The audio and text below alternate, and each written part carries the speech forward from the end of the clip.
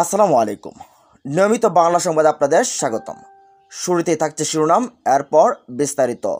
হিন্দুস্তান টাইমসের নিবন্ধ, বাংলাদেশের জনগণ কী চায় তা দিল্লির বোঝা উচিত। জানিয়ে দেব, হত্যা মামলায় গ্রেপ্তার হলেন রাশেদ খান মেনন। আর হচ্ছে দ্য ডিপ্লোম্যাটের নিবন্ধ, বাংলাদেশ পুলিশ কি জনগণের আস্থা পুনরুদ্ধার করতে পারবে। এবং সবশেষ জানিয়ে দিব, ইমিডিয়েটলি মুক্তি পাচ্ছেন লুৎফুজ্জামান বাবর। এতক্ষণ শুনছেন সংবাদ শিরোনাম, এবার জানুন পুরো বিস্তারিত। হিন্দুস্তান টাইমসের নিবন্ধ, বাংলাদেশের জনগণ কী চায় তা দিল্লির বোঝা উচিত। ছাত্র নেতৃত্বাধীন বিদ্রোহে শেখ হাসিনা সরকারের পতনের পর প্রতিবেশী দেশের জনগণের ইচ্ছাকে গুরুত্ব দিয়ে এবং কোনো ব্যক্তি বা দল বা নেতার উপর ভিত্তি না করে ভারতের উচিত বাংলাদেশের সঙ্গে সম্পর্ক পুনরায় ধীর করা। একথা বলছেন রাজনৈতিক বিশ্লেষক ও সাবেক কূটনীতিকরা। 5 আগস্ট শেখ হাসিনা পদত্যাগ করে ভারতে আশ্রয় নেওয়ার পর থেকে ভারত সরকারের ভূমিকা নিয়ে একাধিক প্রশ্ন উঠতে শুরু করেছে। অভিযোগ, উভয় দেশের দ্বিপক্ষীয় সম্পর্ককে এগিয়ে নিয়ে যাওয়ার ক্ষেত্রে ভারত সম্পূর্ণরূপে আওয়ামী লীগ নেতৃত্ব তথা বাংলাদেশের প্রধানমন্ত্রী শেখ হাসিনার উপর নির্ভরশীল ছিল।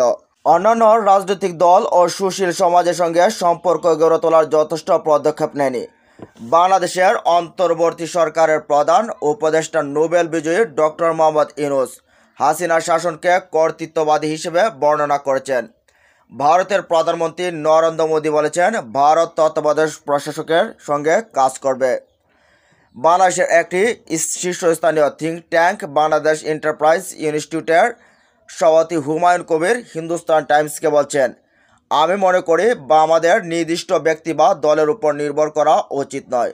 সব পক্ষের সঙ্গে সুসম্পর্ক রাখাই উত্তম কাজ হবে। বাংলাদেশ ও ভারত ঘনিষ্ঠ প্রতিবেশী এবং উভয়কে শান্তিপূর্ণভাবে পাশাপাশি বসবাস করতে হবে। ভারতের উচিত সরকার জারি হোক প্রতিবেশী হিসেবে সুসম্পর্ক বজায় রাখা। হুমায়ুন কবির একজন সাবেক কূটনীতিক।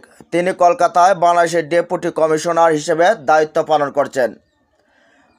তিনি বলেন যে বাংলাদেশের বিদ্রোহটি অভ্যন্তরীণ এবং তরুণদের দ্বারা পরিচালিত হয়েছে।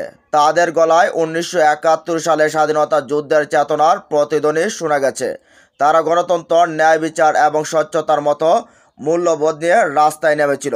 কিন্তু আমাদের কিছু ভারতীয় বন্ধু অস্বস্তি বোধ করছে, কারণ তারা বাংলাদেশের সাম্প্রতিক ঘটনাগুলো একটি নির্দিষ্ট লেন্সে পর্যবেক্ষণ করছে। কোনো না কোনোভাবে তারা ভিন্ন মতামত বিবেচনায় নিতে ব্যর্থ হয়েছে, বিশেষ করে তরুণদের মতামত, যারা তাদের গণতান্ত্রিক অধিকার ও ভবিষ্যৎ গড়ার ন্যায্য সুযোগ থেকে বঞ্চিত হয়েছে। ডক্টর ইউনূস যখন 16 আগস্ট মোদির সঙ্গে তার ফোনালাপ করেন, তখন ভারতের প্রধানমন্ত্রী একটি গণতান্ত্রিক, স্থিতিশীল, শান্তিপূর্ণ এবং প্রগতিশীল বাংলাদেশের প্রতি নয়াদিল্লির প্রতিশ্রুতি পুনর্ব্যক্ত করেন এবং দেশের হিন্দু ও অন্যান্য সংখ্যালঘুদের নিরাপত্তা নিশ্চিত করার গুরুত্বের উপর জোর দেন। ঢাকা ভিত্তিক think tank centre for policy ডায়ালগের বিশিষ্ট ফেলো ডক্টর দেবপ্রিয় ভট্টাচার্য বলেন, এটা কোনো গোপন বিষয় নয় যে দিল্লি হাসিনা ও তার সরকারকে নিঃশর্ত একচেটিয়াভাবে সমর্থন জুগিয়ে গেছে। এর জেরে বাংলাদেশ সরকার পরিবর্তনের সঙ্গে সঙ্গে ভারতের প্রতি জনসাধারণও খুব বেড়েছে। ডক্টর দেবপ্রিয় মনে করেন, প্রকৃতপক্ষে ভারতকে এখন পারস্পরিক শ্রদ্ধার ভিত্তিতে এবং দ্বিপক্ষীয় স্বার্থের কথায় মাথায় রেখে বাংলাদেশের সঙ্গে ভারসাম্যপূর্ণ সম্পর্ক পুনঃস্থাপন করতে হবে। আশা করি ভারত ভবিষ্যতে বাংলাদেশের সঙ্গে তার সম্পর্ককে কোন রাজনৈতিক দলের কাছাকাছি জিম্মি করে রাখবে না। বাংলাদেশ ও ভারতের প্রতি তার দৃষ্টিভঙ্গি সম্পর্কে একটি জাতীয় ঐক্যমত্য তৈরি করতে হবে। দেবপ্রিয় ভট্টাচার্য জানিয়েছে, সুসম্পর্ক পুনরুদ্ধারে প্রাথমিক লক্ষণগুলো মোদি এবং ডক্টর ইউনূসের ফোন কলে প্রতিফলিত। ভারত আয়োজিত ভয়েস অফ গ্লোবাল সাউথ সামিটে ডক্টর ইউনূসের অংশগ্রহণ ছিল একটি ইতিবাচক অগ্রগতি। তিনি মনে করেন, অন্তর্বর্তীকালীন সরকার স্থিত হওয়ার সঙ্গে সঙ্গে অতীতকে পেছনে ফেলে পারস্পরিক সম্পর্ক উন্নয়নে আরও সুযোগ থাকবে। বাংলাদেশের institute of peace and security স্টাডিজের সিনিয়র ফেলো শাফকাত মনির বলেন, বাংলাদেশিদের মধ্যে একটি ধারণা রয়েছে যে ভারত একক ব্যক্তি এবং একটি রাজনৈতিক দলের সঙ্গে জোটবদ্ধ।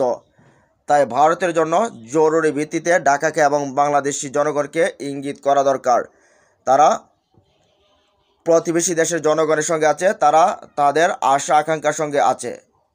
রাশেদ খান মেনন গ্রেফতার। বাংলাদেশের ওয়ার্কার্স পার্টির সভাপতি ও সাবেক মন্ত্রী রাশেদ খান মেননকে গ্রেফতার করা হয়েছে। বৃহস্পতিবার বিকেল 5:15টার দিকে বনানীর বাসা থেকে তাকে গ্রেফতার করা হয়। গ্রেফতারের পর তাকে ঢাকা মহানগর গোয়েন্দা কার্যালয়ে রাখা হয়। নিউ মার্কেট থানায় দায়ের করা একটি হত্যা মামলায় তাকে গ্রেফতার দেখানো হয়েছে। ওয়ার্কার্স পার্টির কেন্দ্রীয় কমিটির সদস্য মুস্তফা আলমগীর রতন মেননকে গ্রেফতারের তথ্য নিশ্চিত করেন। এছাড়া ডিএমপির মিডিয়া অ্যান্ড পাবলিক রিলেশনস বিভাগের অতিরিক্ত উপকমিশনার মোহাম্মদ ওবায়দুর রহমান বিষয়টি নিশ্চিত করে এক খুদে বার্তায় জানান, রাশেদ খান মেননকে রাজধানীর গুলশান থেকে গ্রেফতার করা হয়েছে। আওয়ামী লীগ নেতৃত্বাধীন সরকারে তিনি প্রথমে বেসরকারি বিমান পরিবহন ও পর্যটন মন্ত্রী এবং পরে সমাজ কল্যাণ মন্ত্রীর দায়িত্ব পালন করেন। বৈষম্য বিরোধী ছাত্র আন্দোলনের কর্মসূচি চলাকালে আইনশৃঙ্খলা রক্ষাকারী বাহিনীর সঙ্গে বিক্ষোভকারীদের সংঘর্ষে নিহতের ঘটনায় সম্প্রতি কয়েকটি মামলায় তাকে আসামি করা হয়েছে।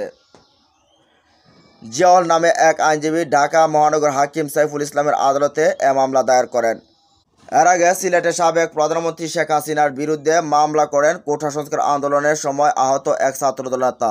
এ মামলায়ও মেননকে আসামি করা হয়। এদিকে দ্য ডিপ্লোম্যাটের নিবন্ধ, বাংলাদেশের পুলিশ কি জনগণের আস্থা পুনরুদ্ধার করতে পারবে? মেহেদী হাসান মারুফ ও সাকলাইন রিজভী 11ই আগস্ট বাংলাদেশের পুলিশের একজন উচ্চ পদস্থ কর্মকর্তা পদত্যাগ করেন। তিনি লক্ষ্য করেন যে গোটা বাহিনীকে দেশের জনগণ শত্রু ভাবতে শুরু করেছেন। পদত্যাগপত্রে খুলনা বরিশাল ট্যুরিস্ট পুলিশের অতিরিক্ত deputy inspector general Mohammad Moniruzzaman বলেন, গত 10 বছরে আওয়ামী লীগ সরকারের সঙ্গে যুক্ত মন্ত্রীদের কাছ থেকে অবৈধ আদেশ পালন করতে বাধ্য হয়েছি।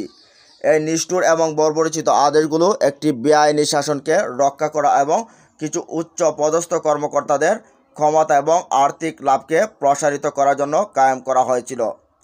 মনিরুজ্জামানের পদত্যাগপত্র এমন এক সময় এলো যখন প্রধানমন্ত্রী শেখ হাসিনা ক্ষমতাচ্যুত হওয়ার পর বাংলাদেশ হিমশিম খাচ্ছে।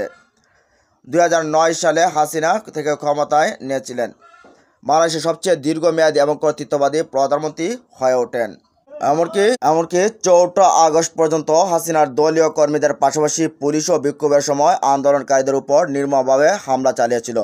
জুলাইয়ের প্রথম দিক থেকে শুরু হওয়া বিক্ষোভে 400 জনেরও বেশি মানুষ, প্রধানত ছাত্র এবং সাধারণ নাগরিক নিহত হয় এবং কয়েক হাজার আহত হয়। এদিকে বাংলাদেশের ভেতরে ভারত পানি ছেড়ে ডুবিয়ে দিচ্ছে, অথচ এই মুহূর্তে সবাই বলছে বাবরকে ছেড়ে দেওয়ার জন্য। লুৎফুজ্জামান বাবর, যিনি কিনা ভারতের জন্য এক মূর্তিমান আতঙ্কের নাম ছিলেন, যার ইশারাতে 7 সিস্টারে একটা উত্তেজিত পরিস্থিতি তৈরি হয়েছিল। অনেকে মনে করেছিলেন বাবরের যে 10 ট্রাক অস্ত্র সেটা যদি 7 সিস্টারে পৌঁছাতো তাহলে হয়তো এই 7 সিস্টার ভারত থেকে আলাদা হয়ে যেত।